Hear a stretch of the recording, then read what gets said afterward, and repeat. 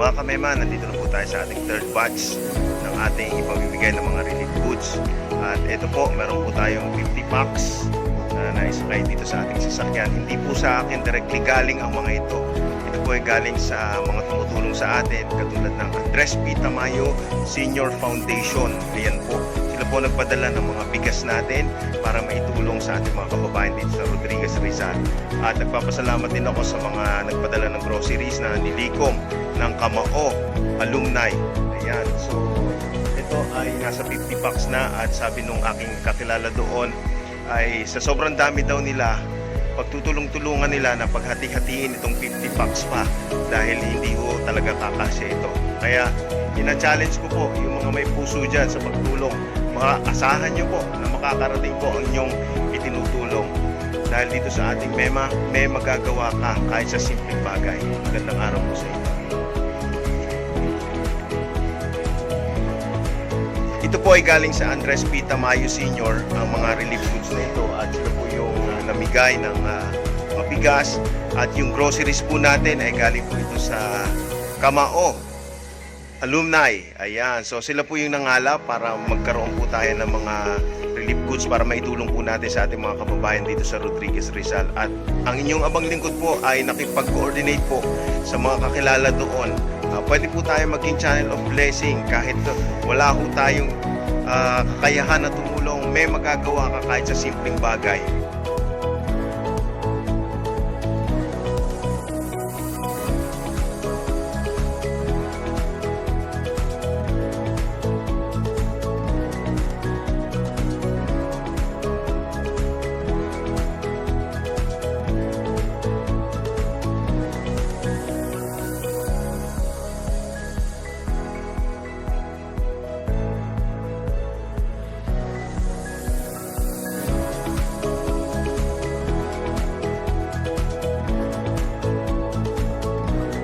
Yung aking brother Lawrence, para magbigay ng konting ayuda para sa ating mga kababayan. So, thank you so much, bro. Okay, thank you din. Lockdown Pam. Lockdown Pam and Okay. Siyempre Kamema. Yes, ito po yung ating mga bahay na na-wash out. Ayan, no?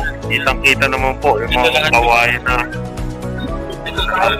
Lusog yan. Marami pa ito sa likod. Yan, yung mga nagagawa ng bahay. So, babalikan natin yan sa mga susunod na araw. Yes. Ngayon, pwede na tayo magsimula magpamigay, no? Yes, pwede na tayo Tapos, pwede na. tawagin na lang natin yung mga kasama natin. So, ang ginawa ko, nag-text sa akin si brother, nag-chat sa akin about sa kanyang pagiging good Samaritan about sa pagbigay ng konting ayuda.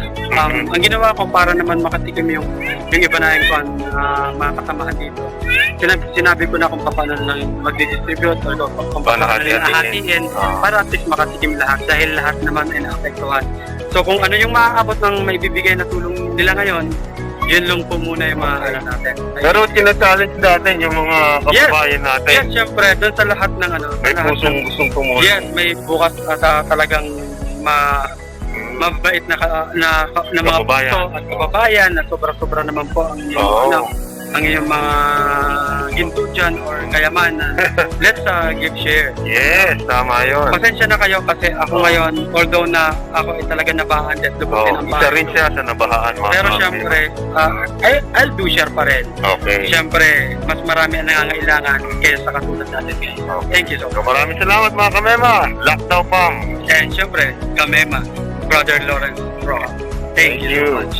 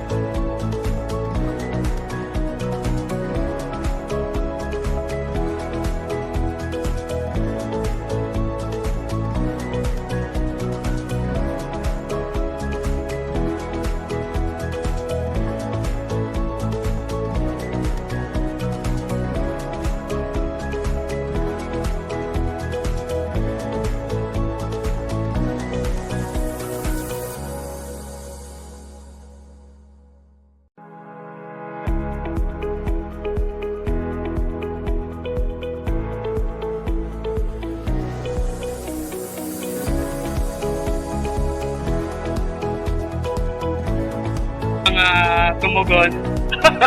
Dalawa. Okay guys, sa mga tumugon, katulad ng aking ka-brother, na isa rin pong character actor. Ayan, sa nagpapasalamat ako sa kanya dahil sa pagtugon doon sa pinakita kong video na kailangan ng tulong ng aming mga kasama dito. Ako sa Andres P. Tamayo Foundation. Yes. Andres P. Tamayo. Okay. Lobat ka na ba? Okay. Maraming salamat. Yes. Mema ka ba? Yung mga nakatapos na po tayo dito sa Barangay Burgos. Papunta naman po tayo sa De La Costa para sa ating fourth batch. Ayan, so meron pa tayo ditong natitira para sa kanila po ito. And I hope na masiyahan din po ang ating mga kababayan. Salamat po sa tulong at sa paglikom ng Kamao Alumni.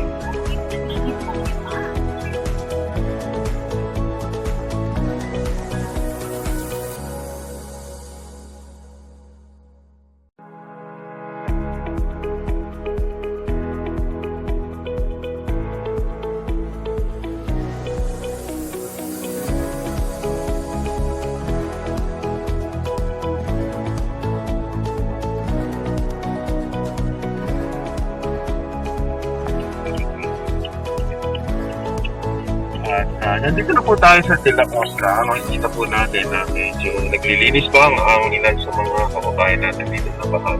Super putik po talaga. Grabe po yung dinaanan nila. Napakaraming pamilya po dito kaya lang hindi po natin masasaturate lahat para matulungan sila.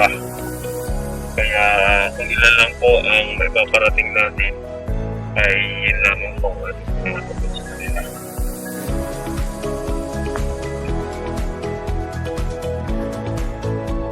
Hindi lang pala ang barangay Kasiglahan.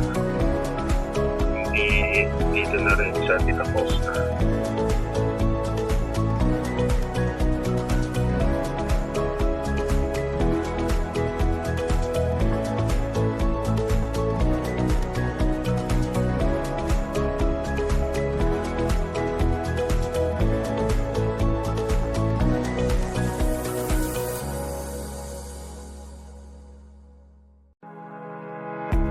Yung aming last destination sa aming kaapat na pagbibigay dito sa De La Costa Homes. Ako, kung makikita niyo po, ayan, nagputik pa rin po sila hanggang ngayon. Ayan, si Tatay. So, salamat po sa mga tumulong sa Andres P. Tamayo Senior Foundation at saka sa Kamao Alumni na talagang naglikom dito para marami pa tayong mga matulungan. Maraming salamat. Magandang araw po sa inyo.